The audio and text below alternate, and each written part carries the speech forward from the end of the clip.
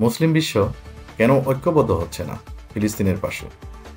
বিশ্বের ৫৭টি মুসলিম দেশে মুসলমানদের সংখ্যা ২০০ কোটিরও বেশি। অপরদিকে ইসরায়েল, যার জনসংখ্যা মাত্র ১ কোটি, কিন্তু এই ক্ষুদ্র জনগোষ্ঠীর সামরিক শক্তির সামনে কোটি কোটি মুসলমান অসহায়।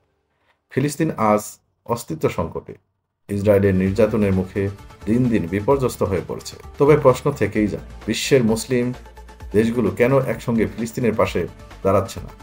মুসলিম উম্মাহর দুর্বলতা আজ সুস্পষ্ট। কোটি কোটি মুসলমান নামাজ পড়ে, তবে একসঙ্গে এগিয়ে আসে না। ইতিহাসের আবাবিল কি শুধুই একটি গল্প, নাকি আমরা নিজেরাই সেই শক্তি হয়ে উঠতে পারি? ভূ রাজনৈতিক স্বার্থ ও বিভাজন। সৌদি আরব, সংযুক্ত আরব আমিরাত, মিশর, তুরস্ক, পাকিস্তান সহ অনেক দেশের নিজস্ব ভূ রাজনৈতিক স্বার্থ রয়েছে। কিছু মুসলিম দেশ ইতিমধ্যে ইসরায়েলের সঙ্গে কূটনীতিক সম্পর্ক স্থাপন করেছে, যেমন মিশর, জর্ডান, মরক্কো, বাহরাইন ও সংযুক্ত আরব আমিরাত। শিয়া সুন্নি বিভাজনও বড় বাধা। ইরান ও সৌদি আরবের দীর্ঘদিনের বিরোধ মুসলিম ঐক্যর পথে বড় অন্তরায় হয়ে দাঁড়িয়েছে। মুসলিম বিশ্বের কিছু দেশ সামরিকভাবে শক্তিশালী হলেও সম্মিলিত যুদ্ধ পরিচালনা করা কঠিন।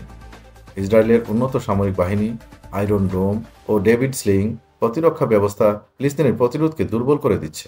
ধারণা করা হয় ইসরায়েলের হাতে ৮০ থেকে ৪০০টি পরমাণু ওয়ারহেড রয়েছে। অপরদিকে মুসলিম দেশগুলোর মধ্যে একমাত্র পাকিস্তানের পরমাণু অস্ত্র রয়েছে, তবে সেটি ইসরায়েলের বিরুদ্ধে ব্যবহার করা হবে কিনা তা অনিশ্চিত। ইরানের পারমাণবিক সক্ষমতা নিয়ে অনুমান থাকলেও নিশ্চিত তথ্য নেই।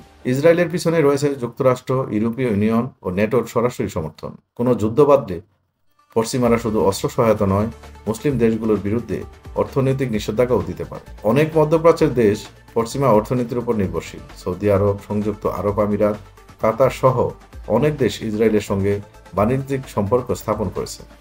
যদি তারা ইসরায়েলের বিরুদ্ধে যুদ্ধে জড়ায়, তবে তাদের অর্থনীতি মারাত্মকভাবে ক্ষতিগ্রস্ত হতে পারে। সমাধান কোথায়?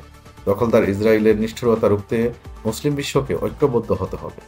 ইতিহাস সাক্ষী, যখন মুসলিমরা ঐক্যবদ্ধ হয়েছিল, তখন কেউ তাদের পরাভূত করতে পারেনি। খলিফায়ে রাশিদিনের যুগ, উমাইয়া, আব্বাসীয় খিলাফত ও উসমানীয় সাম্রাজ্যের সময় যেমনটি ঘটেছিল। ফিলিস্তিন ইস্যুতে শুধু দোয়া নয়, কার্যকর পদক্ষেপ জরুরি। যদি মুসলিম উম্মাহ সত্যিকার অর্থে ঐক্যবদ্ধ হয়, তবে ফিলিস্তিনের বিচার প্রতিষ্ঠিত হবে আর ইসরায়েলের আগ্রাসন থামবে।